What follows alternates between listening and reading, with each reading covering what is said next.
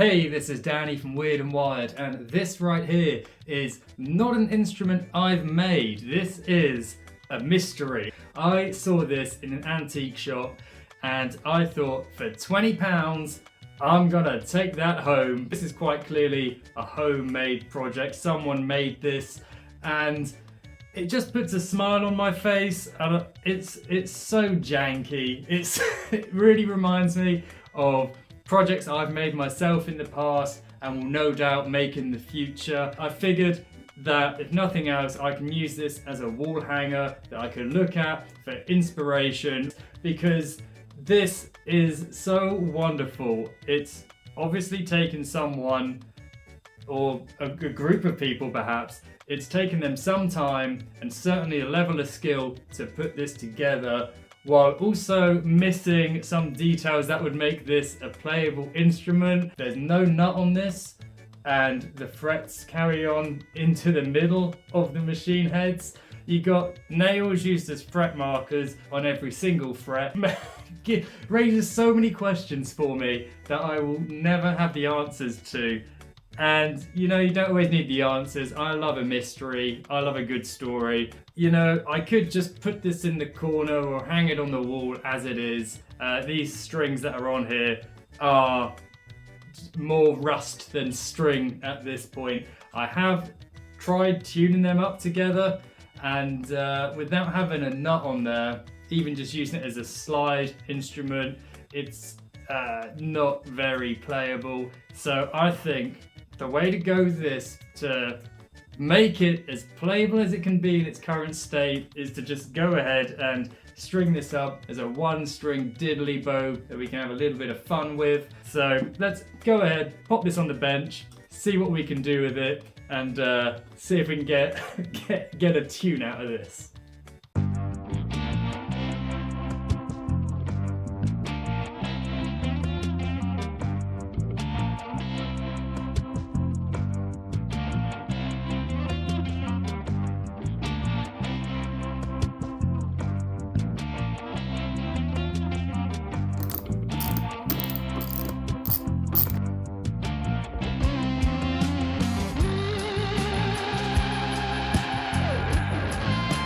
You can say what you like about how this looks and how functional it is as an instrument, but the build quality, apart from a few loose screws, this is still real sturdy after all this time.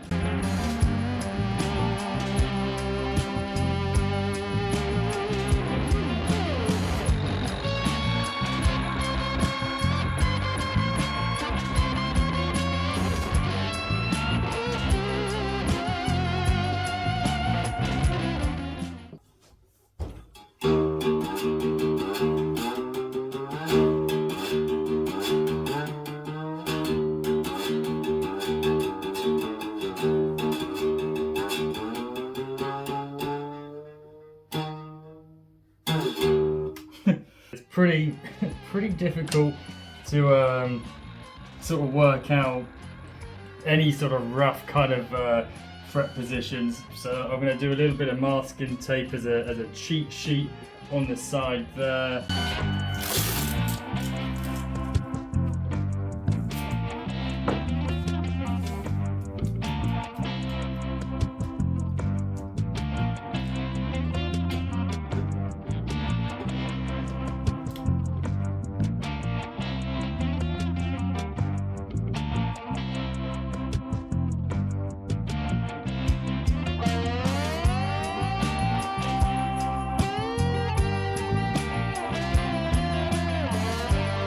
So this project is pretty much done now, and I sat down and recorded a little demo.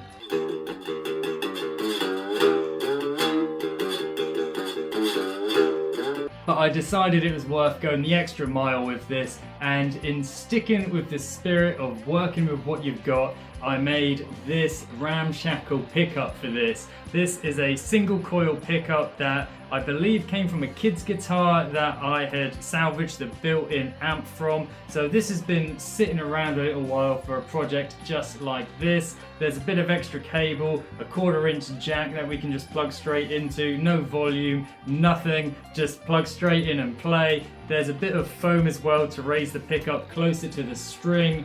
And I spoke to my friend George, he's the drummer in our 2-piece band, Dois Hardres, and I said, do you fancy playing drums for a Weird and Wired video? He said, let's do it. So here's a little jam that we made up. This is the Hubcap Hullabaloo.